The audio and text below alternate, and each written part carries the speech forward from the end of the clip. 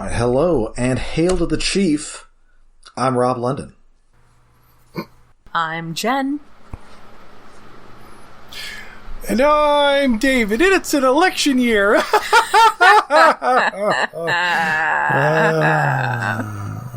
And yes, welcome back to Stasis Pod, the Transformers Rescue Bots podcast. And it is an election year special. And in fact, this came out in election year, 2016. Okay. First released in the US in June 11th, 2016, so 8 long years ago. Oof. Yeah, that was like tucked deep into that election at that point. Yeah, also, it feels weird that, we have been there for a while. We're watching episodes that are less than a decade old, yes. And it's getting closer. Yeah. Sometimes things are new. Yeah. So this is the 9th episode of Season 4 of Rescue Bots, the 87th episode overall, written by the late Dean Stefan. Aww. Previously written several Rescue Bots episodes. Last seen in these parts writing Four-Legged Hero. Okay. Nice. One in which Servo, the cyber dog, becomes the hero of Griffin Rock. Yes. Also wrote one of my favorite animated episodes, SUV, Society of Ultimate Villainy. Oh, that was a good one. Oh, yeah, that was a great one. And also Rumble in the Jungle, the Robots in Disguise episode that introduced Springload. Nice. That one pops up a lot on Pluto's rotation these days. I'm always seeing that opening with Strong Arm being like, yep, I'm on. Wait a second, I gotta make sure. Okay, sorry, the cat bothered my mic cable again, so I had to pause for a second there, but it's going. And so we open once again with Huxley Prescott reporting on a heated election campaign in Griffin Rock. Specifically, this is Mayor Luskey is running for a 9th term in office. No, was it 9th? I could have sworn in the episode they said he'd had 7 previous I think they said terms. He'd finished his 8th term. Oh. And thus he's running for his 9th. Why did I hear 7?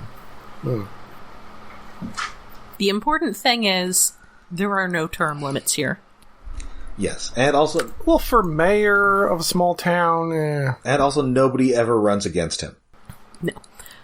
Griffin Rock is a one-party state. I did live in Columbus, Ohio, somewhat regularly. No one would bother to run against Mayor Coleman. Yeah.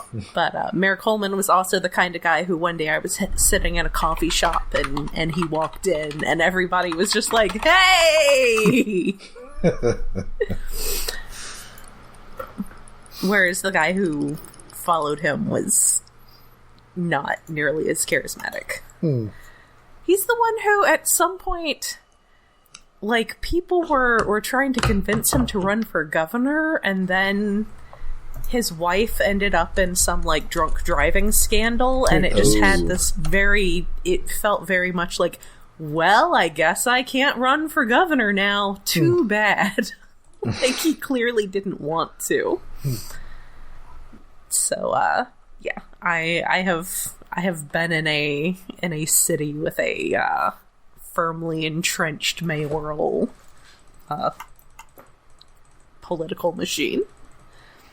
Yeah, it looks like Coleman was mayor of Columbus for 16 years.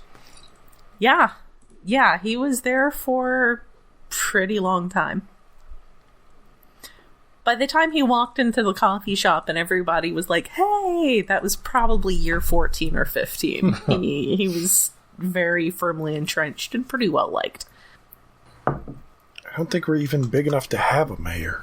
How does he keep getting reelected, given that nobody runs against him, given his constant hilarious bungling of issues? Yeah.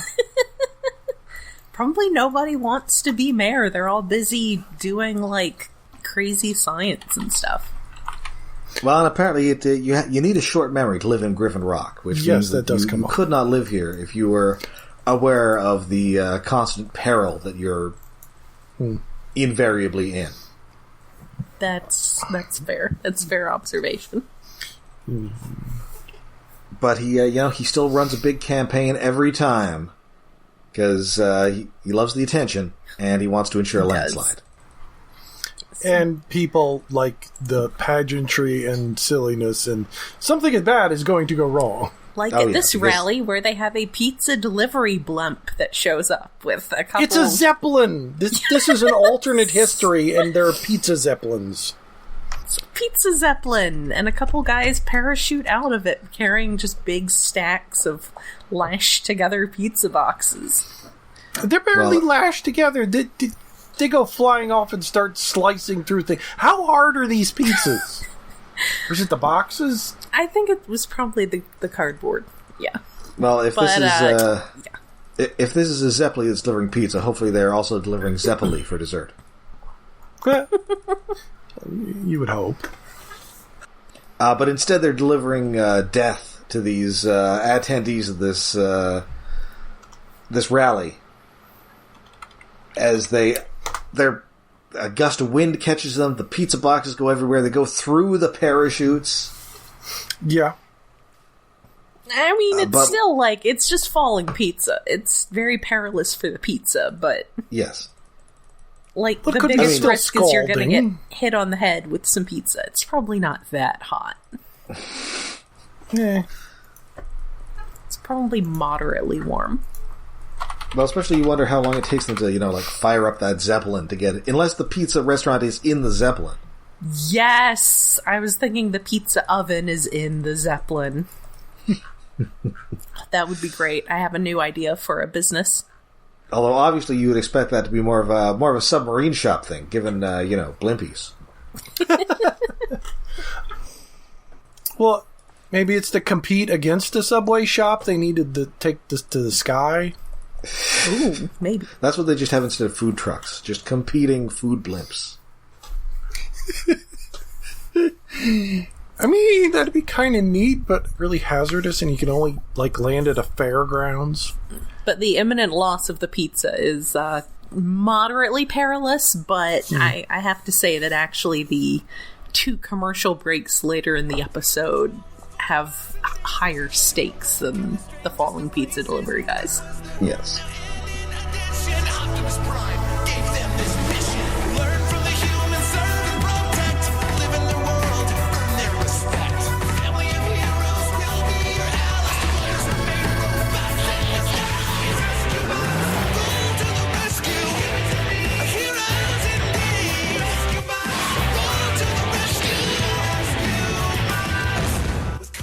So luckily, the rescue bots do save the day, although pretty much everybody gets splattered with pizza. And, they decide to call a town meeting without the mayor. Yeah. He's like, you can't do that. And they're like, yeah, technically we can. We see a lot of Mr. Alper, his Urkel-esque assistant, in this one. Yes. So we get double duty Steve Bloom. Yes. And we do indeed get the mayor's greatest hits, by which I mean his worst hits. Yes. I'm surprised it wasn't a longer... you could have taken up half the episode with clips of the mayor fucking up. He's also, not very good. In this town meeting, there are a lot of Maine accents. There's a lot more accents than usual. There's a lot of accents. There's accents like a Chris Claremont comic in here. It's lots of accents going on. Yeah, there's the New England fisherman, seaman guy, and there's a few other accents that are... I'm not sure that was a Maine accent, but that is a regional accent. Well, there's definitely an Indian guy who is clearly Parvesh Cheena, which is... Yes. I suppose I, too, can be called upon to do my native accent when needed. Yeah, well, we all can do that if we really need to. It's stuff, the things. So can I. It's beauty, eh? You don't pull that out often enough.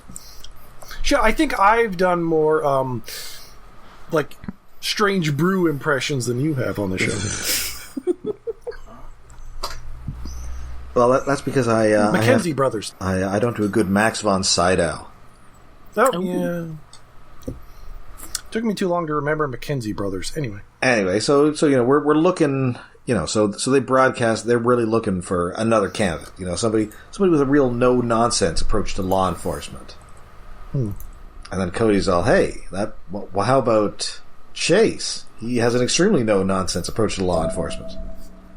He does. He's very straightforward. He is not leadership material. I think we've discussed this. He cannot be the leader. I mean, as we will find out. But, Heatwave and the Chief, they're all for it. Yes. They even quickly come up with a not great slogan. Chase the vote. Or, no, vote for Chase or something. Chase the vote is actually better than... What did they come up with? I can't remember now. It's vote for Chase, because my note is just, Chase the vote is better. Yes. But, Chase is not 100% for this, especially since he does not like public speaking, especially in front of other people. Yes. But now, the Chief says it's okay, Heatwave says it's okay, so the race is on. We get, the rules say that it's okay. The law says that yes. There's nothing in the laws saying that an alien robot cannot run for the office. There's no rules that a dog can't be mayor. Yeah. Multiple towns have had dog mayors and cat mayors.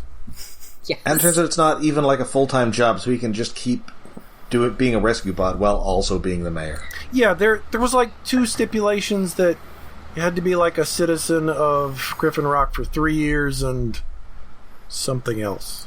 I think that was about it. Yeah, that's pretty much it. Yeah, because there was no mention of age requirement. No. Well, he beat that because he's several million years old. Well, he might be over the age requirement then. Well, I don't think they have a maximum age requirement, most places. Eventually, some places might have a retirement age. I wish more of them did, but...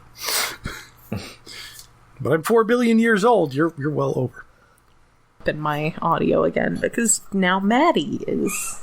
this is Maddie making the squeaky sounds. Tiny squeaking thing. She's got very squeaky meow, and like everyone else, as soon as she gets on my desk, she has to start headbutting the microphone. And I like that we get these Chase election button scene transitions. Yeah. Yes. The buttons are nice. I would totally buy some from someone's table at TFCon if given a chance. And also, Cody and Frankie get super into old-timey electioneerings. They're just wearing these straw hats everywhere. Yes. Yeah. Balloons with Chase's face on them. We've got art of him. I think it's supposed to be vaguely like the Obama Hope art. Yes, except it's him in an Uncle Sam hat. Well, it's not like that is a new concept to Transformers. We were doing that. This is true. I like the Uncle Sam hat. We're doing that with other characters. Walkie was. I like the Uncle Sam hat. Yes. The Uncle Sam hat is a surprisingly good look on a robot. So, the mayor is, of course, incensed about that anybody would dare to run against him. And, how is he going to handle, my calls with the mainland? It's Mr. Alper who actually handles all of your calls from the mainland. How's he going to do all the important aspects of your job that you already hand off to an assistant? Basically, the main thing that he has, dinners with business leaders. And, yeah. Well, he won't eat his own dinners. But he does agree to a debate, and, Luskey's got the upper hand, because Chase, of course, fumbles with his speech and everything, but... Calls and says, debate me! He doesn't, but... Not quite. Debate me! It turns out he does indeed know a great deal about the town. He does. He knows that about its blueberry crop. He knows that it has an anthem written for musical saw. And various little legal stipulations and upcoming... poll thing. What is it? Right, it comes up about Bond Issue 7A, which the mayor knows nothing about. But in fact, Chase knows it's all about improving the town's infrastructure for only pennies a year for the average taxpayer. So, Chase in favor of raising taxes. Oh, well, one of those tax and spend liberals. Bit of a hawk when it comes to law enforcement, though, as we're about to see. Yeah. Yes. Okay, the most meanwhile, shocking part of it, I forget if it's right now or it's right after this. There's polling on this tiny island. What? Yes. Like, it's not even like exit polls. It's polls before the election.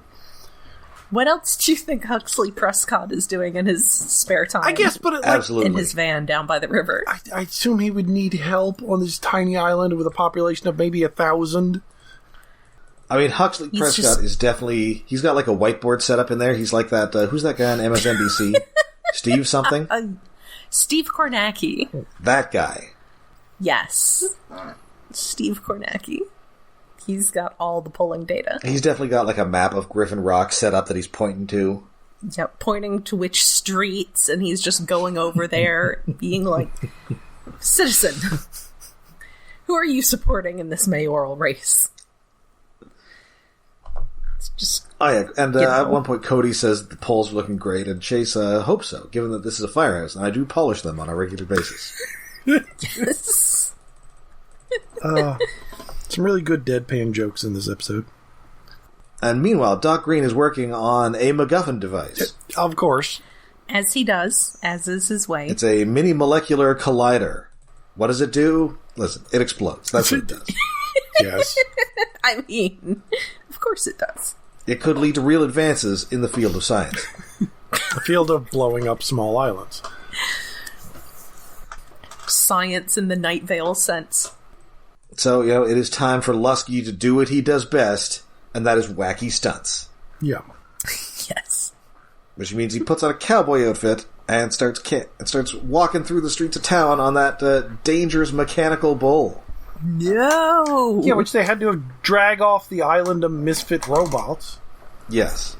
And indeed, as soon as it sees red, it goes berserk. Mm-hmm. Like, maybe don't use that particular plows through his campaign headquarters. We find out that, of course, Griffin Rock has a police code for mechanical bull running wild. Well, they do now. After the previous incident.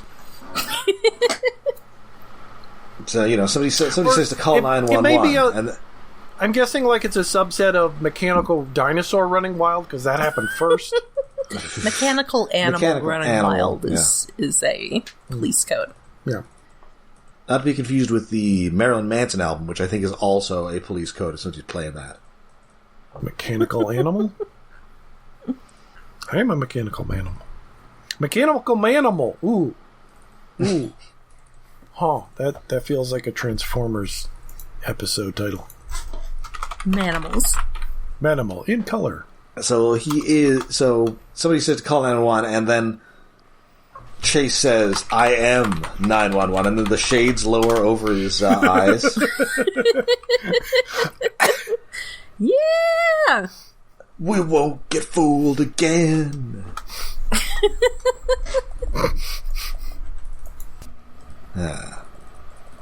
Oh, wait, anyway. Wait. Okay, that's an episode I want, but, like, it's not going to happen. Like a murder mystery episode.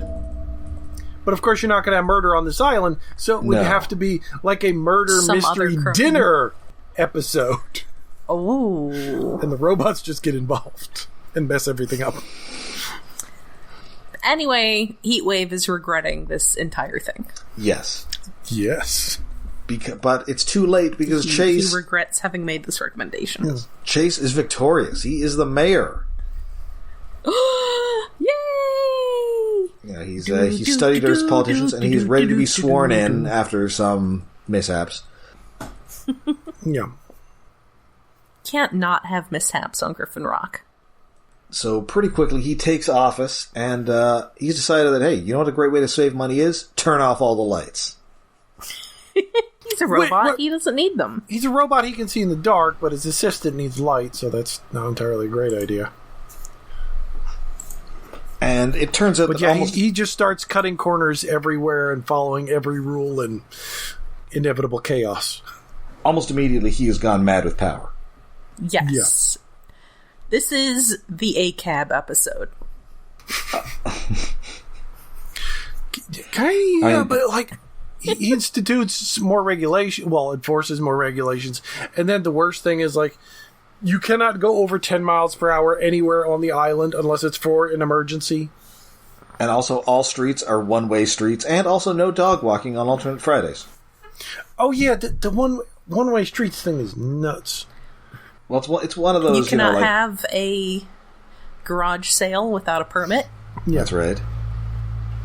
And also, Doc's lab is improperly zoned, so he's prepared to go full Walter Peck on this thing. Yeah, but he has a remote switch in the mayor's office, can just turn off any chunk of the island. Yeah, so he doesn't even have Which to... feels like that's something that would have come in handy way earlier in previous episodes. That's fine.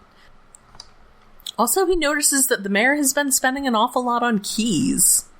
Yes. Turns out he's constantly losing keys, so he keeps having to have keys made, and then also has keys hidden all over town, which is kind of terrifying. Because the mayor's approach the to punchline. Extremely important keys is the same approach I have to ballpoint pens, which is maybe, like, not good for very important keys.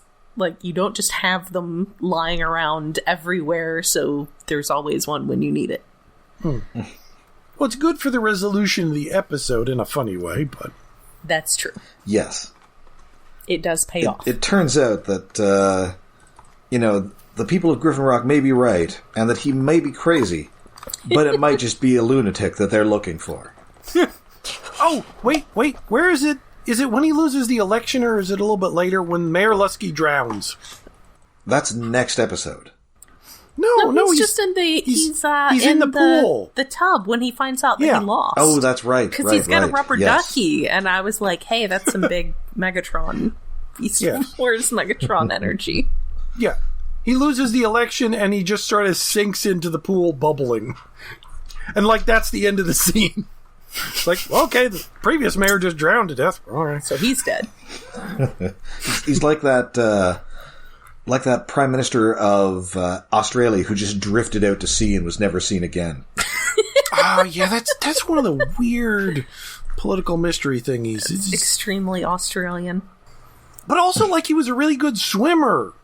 Well, it's just... Oh, yeah, but sometimes, you hit a riptide, there's nothing you can do about it. Yeah. Or a shark.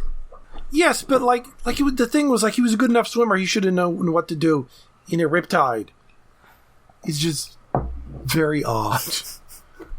Like, I think the thing was that, like, he'd previously been caught in a riptide. Like, years before. And it was like, oh, yeah, he came out fine. It's just one day he just vanished from the face of the earth. So Chase calls the chief to explain that there can be no more garage sales without a permit, and because statistically the majority of accidents happen on two-way streets. That's why all the streets are going to be only one-way now. And oh yes, like the statistical things about like where bullet holes are in a plane. The chief but applied to streets. The chief tries to explain to him that these are just small matters, that he does not need to be spending the government's resources on, and he says when it comes to the law there are no small matters. It's like, oh no, oh Chase, this was a bad idea. Oh hey, this is how the Autobot Council did things in the past that ended up creating the Decepticons. Oh no. Yes. Megatron got one too many parking tickets. So yeah, we get a Huxley Prescott report. Everybody is incredibly annoyed at this traffic, and yes, he does indeed go full Walter Peck on Doc's lab, even as he's picking the form up from the Hall of Inspiration. Yeah, he didn't have it back soon enough. He'll turn it back on when he gets back with that form. Yeah, it's like you have the information that he's already picking up the form. Let's turn it off. What? Politics gone mad. I mean, listen. My mini molecular collider was working just fine until Dickless here turned the power off. And it is in fact true. This robot has no dick. I mean, yeah, he's a robot. Yes. I mean, unless you're on Tumblr. No, I really hope nobody's done anything like that with the rescue bots, please. There has definitely been some Chief Burns zaddy art. I'm sorry to inform you of this. I'm not entirely against that one. Like, of the entire cast, like, sexualizing Chief Burns is like, yeah, okay. Probably the least problematic. Yeah. That's fair. I mean, it's him or Doc Greene. Or them together. Oh, no. Or Dr. Morocco. Yes. Ooh, yes. Yes. Anyway. Yeah, where were we? So pretty soon, of course, this is Griffin Rock. Peril is upon us, and that is in the form of a toppling dinosaur billboard. Yes, because again, the peril required to cut to commercial break is even greater than the peril to open the episode this time. Yeah, but like they know it's gonna collapse like way before it really gets to the point of collapsing. It's a really rickety billboard. It's possibly advertising a dinosaur movie. Possibly just advertising the concept of dinosaurs. Dinosaurs. They're neat. I'm in favor of that. Well, maybe there's more dinosaurs in the museum again. Dinosaurs are neat. Or it's like that that picture was circulating on the internet a while back of like a billboard where like the various years of layers had worn off, and there was like a 1993 billboard for Jurassic Park underneath it. Ooh. Nice. Although if you're if you're layering them up that long, those many decades, like that's gonna get heavy. Paper is weighty in abundance. Well, that's why it's always threatening to fall on and crush the citizens of Griffin Rock. Yeah. Yes. There is a mention that there are some hikers stranded that they need to go rescue because their hiking permits expired while they were out. Yeah. There is a very popular trail near me that has moved to a permitting system, but I don't think your permit expires if you go camping for a day or so up there. It just got too busy. I guess I'll have to check the ones around here. I don't know. It got too busy, and then also people were, like, trying to do it just on a whim without being properly equipped or in proper shape, and it's like a 9-mile loop up a mountain, and... Yeah. Don't do that. Oh, up mountain. Did some of the trails I've been to around here while walking in on a golf cart, like there's just so much trash in places. Yeah, that too. There were just too many people going to it. It was clogging the parking areas, and so they decided to go to a permit system. It's called Old Rag, if you want to look it up. Anyway. It's not totally unheard of to have hiking permits, but I'm pretty sure they don't expire on you while you're up the mountain. So they do manage to save the people from this billboard. They're headed back to the fires. They drive past City Hall, but they're going over 10 miles an hour, and it's only allowed if they're going to the emergency, not coming back from the emergency, so they get ticketed. Giant tickets. Giant Cybertronian-sized tickets that he hands out to them. And I believe he says that he tells them to have an acceptable day. Yes! It's gone full ACAB. No, it doesn't seem you need a hiking permit around here. Unless you're going to a lake. Yeah, Old Rag was a pretty fees special case. It's like one of the most popular hikes in Shenandoah. And then also, it's kind of difficult, so you need to be ready. You need to, if you haven't prepared enough to get the permit like a month in advance, you have not prepared enough to go on this hike. And so while they're getting tickets, Doc Greene comes up and he tells them, "Hey, I'm locked out of my lab, and also that thing I was working on is going to turn into a bomb that's going to destroy the entire island." He could have turned it off before he went to go. I realized he only thought he was going to be gone for a little bit to deal with the permitting issue, but like, I don't leave my space heater on when I go run to Target. Well, yeah. But But absent-minded professors, why would he think to turn it off? All right, so it's fine. They just have to go and turn the thing back on. But unfortunately, the key to the security system is now lost. Like, is there a magpie? Like, where did it go? So it's time to call in the one man who can save the city, Mayor Luskey. He is ready. Well, he's tanned, rested, and ready, and he is hanging out in his backyard in his underpants, drinking prune juice out of a can. As you do. And he has learned from one of the mistakes he made previously in the episode. He put blue blockers on his bowl. He has learned exactly one lesson. Yes. Because it just so happens that there is indeed a key just under the welcome mat. Which, okay, I mean, for anywhere else on the island, that might be a crazy idea. But for the main mad science lab on the island, not a horrible idea. Yes. Okay, fine. I will allow that this time the oversaturating your environment with ballpoint pens, so there's always a ballpoint pen available routine is it works out for them. Yes, the mad science lab might explode. I need a key on hand at all times. Yeah. I do like that it's under the welcome mat, which has like an atom on it. Yeah. So he gets back in the nick of time, the day is saved, and Chase steps down as mayor. And that means that Luskey, because he was the runner-up, is now the mayor again.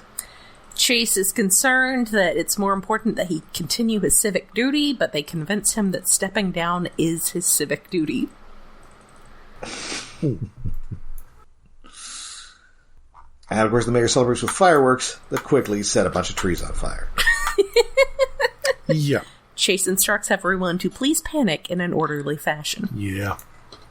Yes, he immediately holds a big political stunt that goes badly. As is his way. Exactly one lesson was learned. And that is it for the episode. I really enjoyed this one. Very good. Yeah. It was comedy politics and messing with the mayor again is always fun, and a B-plot mad science thing just going off. It's good. It's good little local small town stuff going on. And it just makes me wonder, although I'm never going to bother looking it up because we'd have to watch the show, how many plots of this show could have been borrowed accidentally from the TV show Eureka? Ooh. I feel like none of the... I don't know that any of the Eureka had like any weird robots that could run for mayor. Well, no giant robot stuff, but it's a town about mad science stuff going on where the main scientist is a black mad scientist. And the main Joe Morton. Yes, Joe Morton. And the main character is the local sheriff. Right.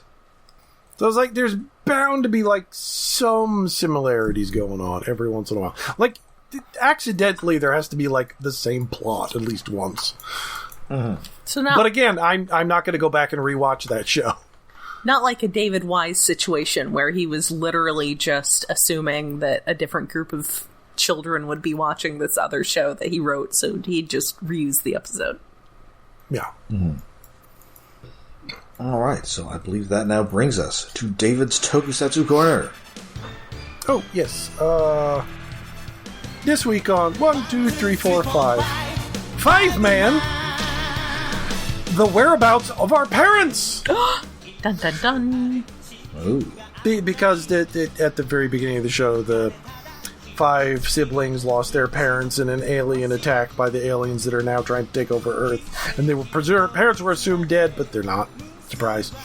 Anyway, Empress Meadow, the giant floating head in the sky of the bad guys, their leader, was controlling the Volgire, their spaceship, which was alive, we found out last episode, full of intestines and things. Yeah.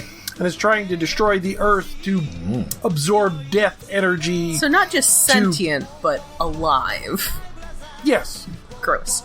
Like kind of a little bit more organic than Unicron, but same general concept. But more of a pointy space. The spaceship a little bit looks like the spaceship from Life Force, but less Umbrella-like. I should see that movie. I mean, I probably shouldn't, but I should see that movie. It's probably the best B movie ever made. It's either that or Skull Island. Anyway, I like Skull Island. Head hiddles. Empress Meadow has an allergy attack, and then the spaceship crashes. Because apparently she's allergic to a specific flower, and then proceeds... Well, the illusion that was Empress Meadow shatters, and it turns out, the spaceship is alive and has been talking to us. It's just been using, like, a projection of a giant woman's face in the sky, and now it's just a booming voice coming from inside the living spaceship. This doesn't really change things that much in the structure of the bad guys, other than the fact that they know, the thing we've been piloting around in is alive. That's kind of weird. That's good to know. Yeah. It speaks to him, and Doldora, the lead scientist of the bad guys, just sort of snaps. Because this spaceship is now telling her that okay, we have to kill another planet so it can absorb death energy so that it could become a god. And she's like, nope, I'm laughing mad. I'm done. She takes off her scorpion-themed helmet. It's like, sits on the ground. Nope, I'm out. Like, that is a no. Absolutely not.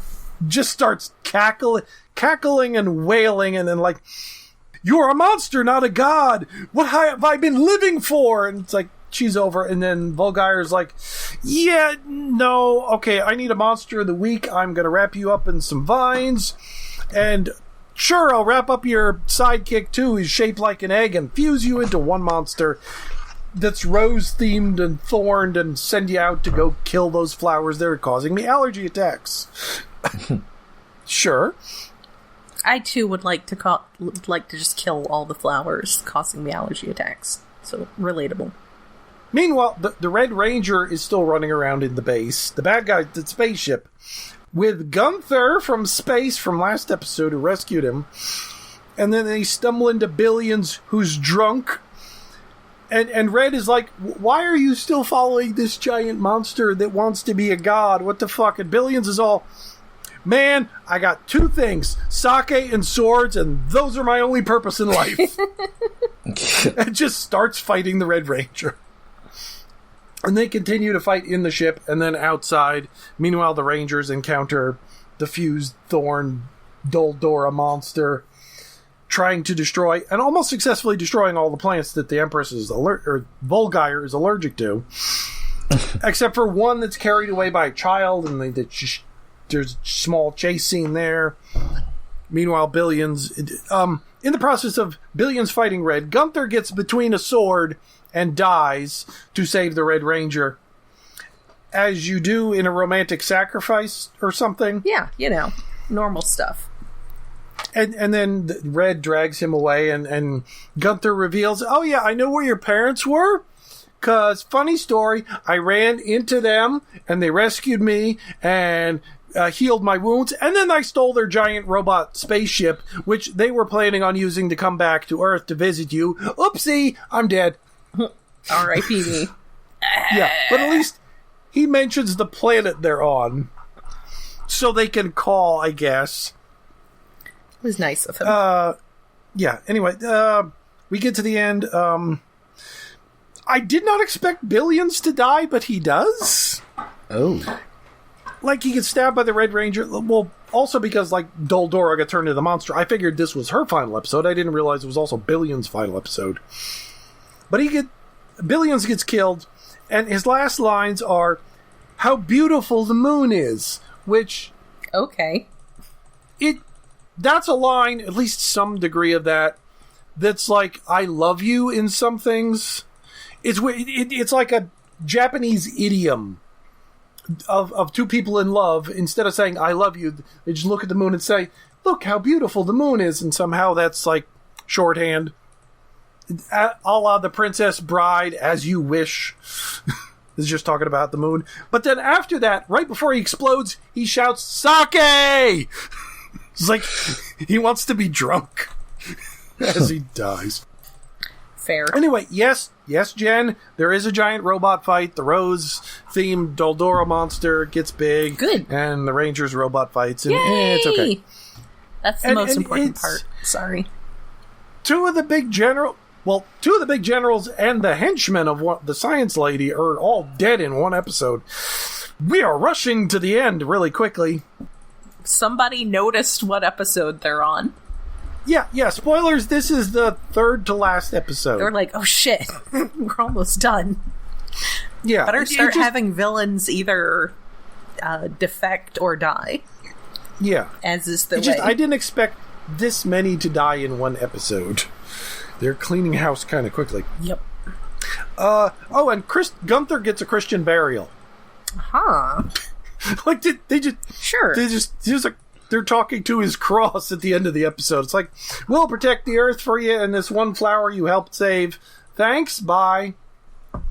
Wish you hadn't stolen the robot from our parents, but we did kind of need the robot to fight the bad guys. So, yeah, it works out. It happens. Fun episode.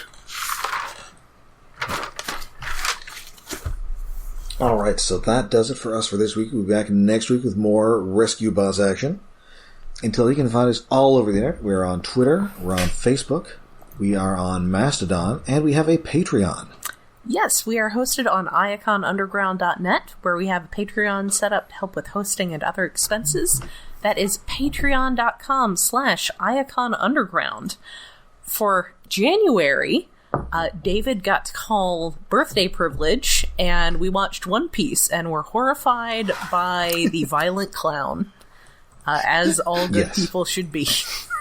I mean, but as far as, like, horrible, violent clowns in media go... I mean, he's no Pennywise, but he's pretty bad. He's better than most Jokers. Yeah, I would give him that he's... I mean, not like Batman the Animated Series Joker, but he's definitely one up on anything played by Jared Leto. Yeah. I'm saying it here, the guy who played Deke in Agents of S.H.I.E.L.D. is better than Jared Leto. Yeah, I'd rank him up there with, like, Leto, whatever. Jack Nicholson level Joker. Yeah, very, definitely clown. Yeah. For February, we will be watching The Marvels, now that is going to be on... streaming. And David, you said that I believe David's the only one of us who didn't see it in the theater. Yeah, no. Yes. So David has not had a couple months to process it. Also, I am hearing that David has not been spoiled on the end credits scene yet. If I was, I've forgotten whatever it was. Okay, good. Be looking forward to that. But then again, like, I didn't hear a lot of talk about that movie, which is kind of a shame. Admittedly, I didn't see it. I love... My Miss Marvel, Captain Marvel, is Monica Rambeau. Uh-huh. So I was really excited. I know, I was really excited that she was finally in a movie. It's just that 2023, I only saw 3 movies in the theater, I think. I guess that's fair. And that wasn't one of them. But I personally had a lot of fun watching it, and I'm looking forward to watching it again and expecting it to continue being a lot of fun.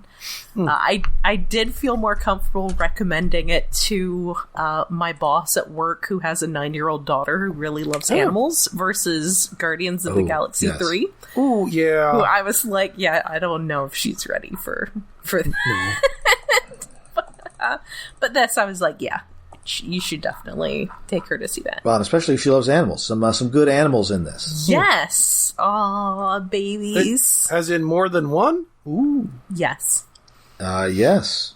I'm surprised you weren't spoiled on that from the marketing, from the merchandise. I mean, I might... Again, that does kind of feel like something... Merchandise? I don't remember. I mean, I assume there was a Flurkin toy, but... Well, it's a lot of fun, and I'm looking forward to watching it again, and we'll be talking about it next month. On Patreon, as little as $1 a month. Yeah.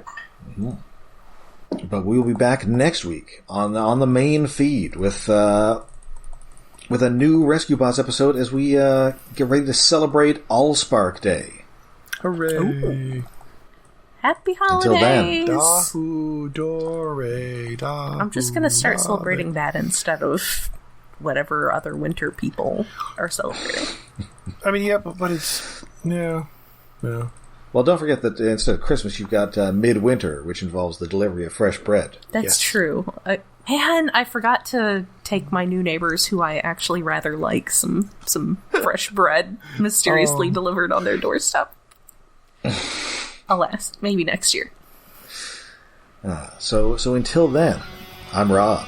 I'm Jen. I don't know how to make sourdough bread. I'm David. And I am not a crook.